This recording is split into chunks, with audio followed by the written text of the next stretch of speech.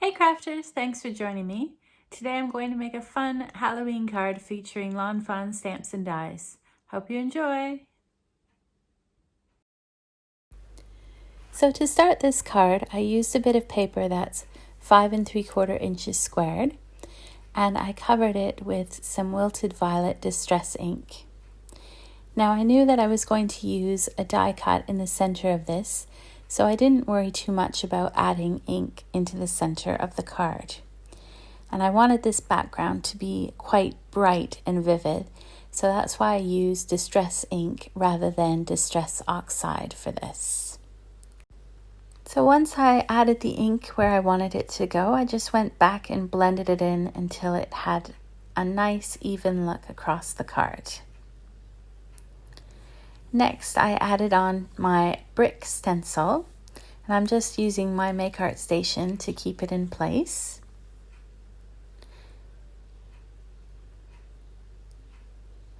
And then once I lined it up perfectly, I added some black soot distress ink to the entire stencil. And I thought this contrast of the bright purple and the dark black really helped to make this a creepy Halloween card. Now to make it easy to apply ink through the stencil, I'm using the domed foam blending tools from Ranger. And using those really makes a huge difference. You don't need to worry about the ink blending tool bending your stencil or breaking the delicate parts. So once I'm happy with the blending over this stencil, again, I didn't worry too much about the center because that's going to be covered up. I'm going to remove the stencil and reveal those creepy Halloween bricks. And then I'll just add some ink, the same black soot, around the outside of the card. And that helps to make the center of this card a focal point. And it also helps to enhance the creepiness of this card. And if you prefer, you could always add a black border around the outside, but I quite like that this is a one-layered card. So now I'm going to use the window frame die from Lawn Fawn, and I'm just going to place it roughly where I want it, slightly below center of the card. And I have a die that is the same size as the window part, which is 3.5 inches by 2.5 inches. And I'm just going to use this to die cut the hole for my window. And I'm also going to die cut 3 of the window frame dies out of black cardstock. One of these, I'm going to apply some acetate. This is the Lawn Fawn acetate with some white glue. And this is the one that's going to be on the top. And I'm going to use the other 2 window frames to add a little bit of dimension. And because I used that smaller rectangle die, I have a little bit of a dimension around the window frame rather than the window frame sitting flat on the top of the card.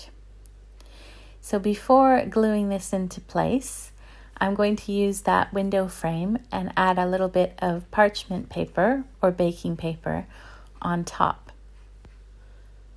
Then using my silver Moondust Nuvo drops, I'm going to just draw a spider web. And a spider web's a lot easier than you might think to draw. You just need to draw the lines first and then add some zigzags to join them together. And then the bottom parts, you just use a rounded edge to attach those. And that's all you really need for a spider web, and it just adds that creepy touch onto a Halloween card.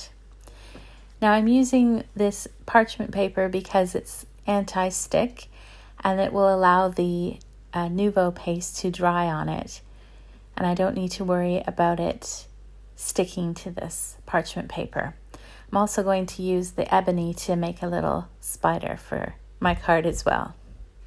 So I'll set that aside to dry, and then I can work on my window scene. So I traced where the window frame die will be approximately on my card, and then I used a ruler to draw in the frame. And I did that so that when I do my stamping, it won't get covered up by that window frame. So using the Purrfectly Wicked stamp set from Fawn, I stamped the shelves where I wanted them in my window, and then I added some of the other stamps from that set. So I started by adding in some of the books, and then the set also has these cute little potions, and they come in 2 different sizes. So I stamped both of those sizes. I also added in the cat's witch's hat, the spoon, and the crystals. And then there's all these little sparkles and little cute little words that you can add to the potion bottles. So I added them in. Now I also used some stamps from the Fox Costumes Before and After set, and that's the jack-o'-lantern face, the word boo, and the candies, the Halloween candies. So I stamped those along the books and in different places on the background. There's also a cute little trick-or-treat bag that will fit perfectly on that top shelf there. And I'll just add one of the little words, which is eek, to that trick-or-treat bag, which looks great. Now you can't really see the bottom items too well in the finished card, so I didn't worry too much about coloring in those potion bottles at the bottom there. So I colored in all the images using some Copic markers, and I used really bright, vivid colors so they would stand out in the background. And then to color in around all the images, I used a very pale color. This is G00, and I added it twice around the background, and then added some sparkle pen as well for a little bit of highlight. Now once everything's all colored in, you can see it looks great against the purple background on the outside of the card. So I'm just going to glue those together, and then I can add the window frame on top. Now before adding the window frame, I just added some foam tape just to give it a little bit of dimension. And I used a very thin foam tape, which I just wiggled around with my fingers to make sure that I couldn't see it when I flipped the window frame die over. So I just moved it with my fingers so it wasn't visible when it was sitting on the card. So I added that window frame on, and then I thought my card needed a sentiment on the front. So from the same Fox Costumes Before and After set, I used the Happy Halloween stamp, and I just stamped this with some Versamark ink onto a bit of black card. And then I used some sparkly purple embossing powder. This is called the Vivid Violet color from Creative Expressions. But you could always use purple ink and then add sparkle embossing paste on top.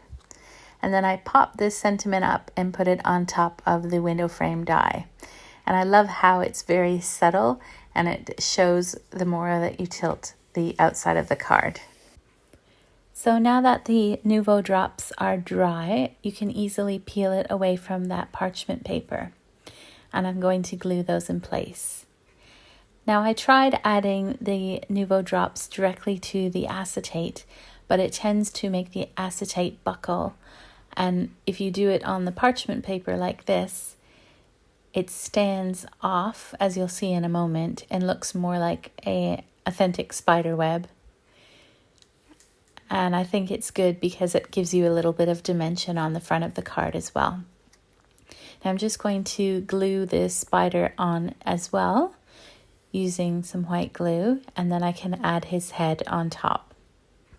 And I love how you can bend his legs around the frame of the window. It's very creepy. So once this is all glued together, I'm going to use the pink colored Nuvo drops and add some eyes onto my spider. And I'll hold that up in a moment so that you can see it.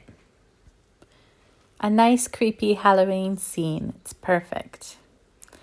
So now for the inside of the card, I'm going to use a card blank that's 5 3/4 inches square.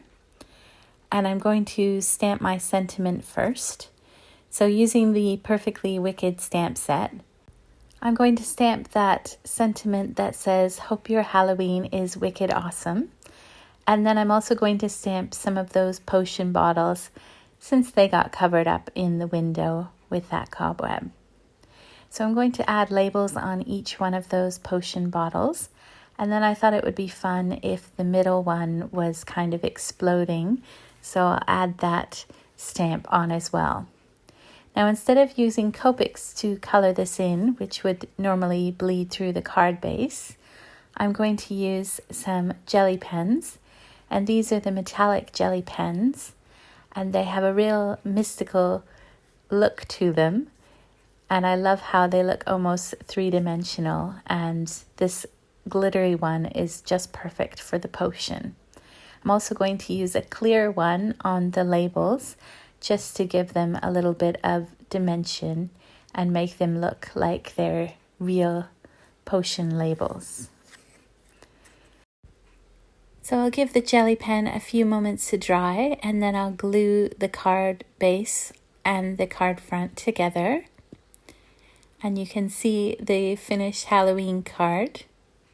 And I just love how this turned out. The nice spooky scene on the outside and the potions on the inside. Thanks for watching, and if you haven't already, please subscribe so that you're notified whenever I post a new video. Have a crafty day!